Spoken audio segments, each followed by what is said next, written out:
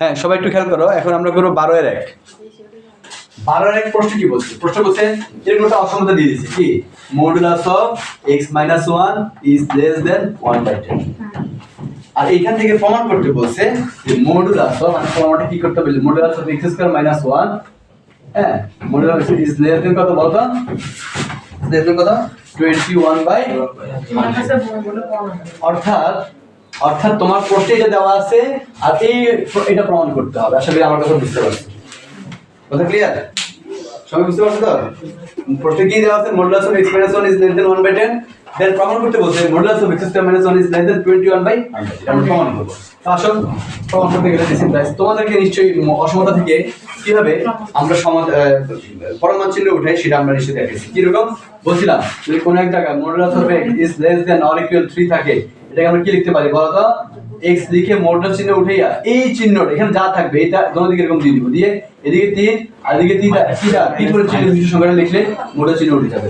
অথবা যদি এরকম থাকে এটাকে আবার আমরা পরমান লিখতে পারি। বুঝতে পারছো ব্যাপারটা? তাহলে আমরা যদি পরমান চিহ্ন উঠে নিয়ে যাই, এখানে লিখতে হবে না পরমান চিহ্ন উঠিয়ে আগের অঙ্কে 1 2 3 যেরকম লিখছিলাম এখানে লিখতে হবে না। ঠিক আছে? তো এখানে আমরা কি লিখব? জাস্ট x - 1 লিখে, বুঝতেছো, এদিকে লেস দেন 1/10 আর এদিকে -1/10 দিয়ে দেব। আশা করি আমার কথা বুঝতে পারছো। তারপর আমরা যেটা করব সেটা হচ্ছে x এর সাথে আর কিছু রাখবো না, -1টা বাদ দিয়ে দিব। তো -1 বাদ দিয়ে দিলে কি করতে হবে? +1 লাগবে। তো +1 তো শুধু এখানে দিলে হবে না, সব জায়গায় দিতে হবে। বুঝতে পারছো না? এখনো বুঝো নাই কি আছে কেন? এগুলো তো কোন ধরনের ডিস্টার্ব করে? +1 কি করো? 1/10 +1 পাশে লিখে দিবা যে 1 যোগ করে। হ্যাঁ, আশা করি আমার কথা বুঝতে পারছো। আচ্ছা 10 এখানে কি হবে বলতো? -1 + 10, এখানে হবে শুধু x, এখানে 10 1 + 10। আশা করি আমার কথা ক্লিয়ার। এখানে হবে কত? 9/10, এখানে x, এখানে হবে কত? 11/10। এরপরে যেটা করতে হবে সেটা তোমাদের একটু মনোযোগ সহকারে দেখো।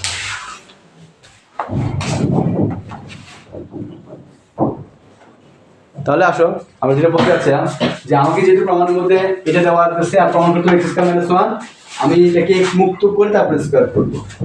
আর আগে যদি এখানে স্কয়ার করে ফেলতাম সকল পক্ষে, তাহলে কিন্তু এখানে x² আসতো, একটা x আসতো, কিন্তু আমার প্রমাণের মধ্যে তো শুধু x² আছে, x তো নাই। বুঝতে পারছেন? যদি এখানে x² স্কয়ার করা যাবে না, x কে একলা এনে তারপরে স্কয়ার করতে হবে।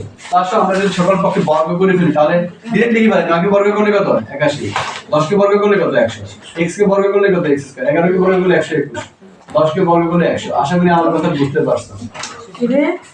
কথা বলো না। ওকে, এতটুকু ক্লিয়ার তো? হ্যাঁ, সবাই এতটুকু ক্লিয়ার তো?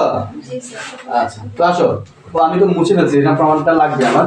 তারপরেও আমি মুছে ফেলবো, বুঝেছো তো সবাই? এরপরে আসো, প্রমাণের মধ্যে তো আবার x² পরে আবার -1 আছে না? আমার তো -1 নাই, আছে? আমি যেন সর্বগ্র একটা -1 নিয়ে দিব, মানে -1 যোগ করব। মানে এরকম 81 বাই কত?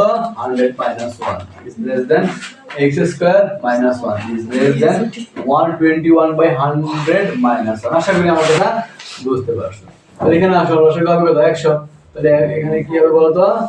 81 - 100। তারপরে আবার এখানে রসক হবে 100, 121 - 100। আশা করি আমার কথা ক্লিয়ার সবাই। আচ্ছা 81 থেকে 100 গেলে কত হয়? -19। হ্যাঁ, -19 x² - 1 এখানে কত হচ্ছে বলো তো? 21 - 100।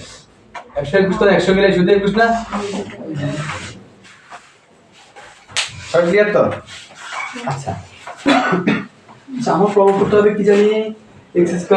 Modulus of x² - 1 is less than কত? এখানে 21/100। 21/100 এদিকে তো আসছে। এখন আসো, আমি তোমাদেরকে শিখেছিলাম কোন এক জায়গায় যদি এরকম থাকে, কি রকম থাকে? এই দেখো, x থেকে যদি এদিকে 3 থাকে, এদিকে -3 থাকে, এইটা কি আমি লিখতে পারি modulus of x is less than 3। আমার কথা বুঝলেন? মানে মডুলাস চিহ্ন আনতে হইলে ডান দিকে যে সংখ্যা থাকবে তার বিপরীত চিহ্ন বিশিষ্ট সংখ্যা বাম দিকে থাকতে হবে, তাই না? কিন্তু দেখো তোমার কিন্তু প্রমাণের x² - 1 মিলে গেছে, এদিকে 21/100 মিলে গেছে, কিন্তু এদিকে -21/100 মিলে নাই। কথা কি ক্লিয়ার? মানে আমি আরো যদি ক্লিয়ার করে বলি, এই লাইন লিখতে হইলে, এই সবাই একটু খেয়াল করো, এই লাইন লিখতে হইলে আমার বলতে হবে কি -21/100 is less than x square minus 1 is less than 21/100। এইটাকেই তো কেবলমাত্র আমরা কি লিখতে পারি, modulus of x square minus 1 is less than 21/100 লিখতে পারি, পারি না? কিন্তু আমার তো এইটা আসে না, আমার এদিকে আছে -19/100। কথা ক্লিয়ার? এখন যেটা বুঝাবো এরপর লাইন, এটা বুঝতে পাতা না বুঝতে পাতা, ব্রিলিয়ান্ট হলে বুঝবা, ব্রিলিয়ান্ট না হলে বুঝবা। আমি যদি তোমাদেরকে বলি, দেখো দুই মনে করো 3টা 6 এর চেয়ে ছোট, এটা কি সত্য না? এটা কি সত্য কথা তো মানতেছ? তো 3টা যদি 6 এর চেয়ে ছোট, 2টা 6 তো আরো ছোট, মানে এটা কি মিথ্যা কথা? এটা যেরকম, এটা 3টা 6 থেকে যেরকম সত্য কথা বোঝায়, 2টা 6 এর চেয়ে ছোট, এটা কি বোঝায় না? তাহলে এই কথা যেটা সত্য এটাও তো বোঝায়, কি কথা বোঝায়? ইমপ্লাইজ লিখি কিন্তু আমরা এই কারণে, ইমপ্লাইজ মানে বোঝায়, বা লিখি না কিন্তু দেখছি এখানে 3 থেকে 6 যেরকম ছোট বোঝায়, 2টাও 6 থেকে ছোটই বোঝায়। তাহলে এইটা থেকে এই লেখা যায় কিন্তু, কথা কি বুঝতে পারছো? এবার আসো, তোমাকে যদি আমি ঋণাত্মক সংখ্যা দিয়ে বুঝাই, ঋণাত্মক সংখ্যা দিয়ে মনে করো -3টা 6 এর চেয়ে ছোট, ছোট না? -3 এর চেয়ে 6 এর চেয়ে ছোট, -6টা 6 এর চেয়ে আরো ছোট। আচ্ছা -6 না নিয়ে 5 মিনিট, আপনি তোমরা কি বুঝবেন না? -5টা 6 এর চেয়ে আরো ছোট না? এই মাইনাসের দিক থেকে সংখ্যা বাড়লে কিন্তু ছোট হয়ে যায়, বুঝতে পারছো? তাহলে -3টা যদি 6 এর চেয়ে ছোট হয়, -5টা 6 এর চেয়ে আরো ছোট, এটা আরো হাসার কথা না, বুঝো না? এটা আরো সত্য কথা।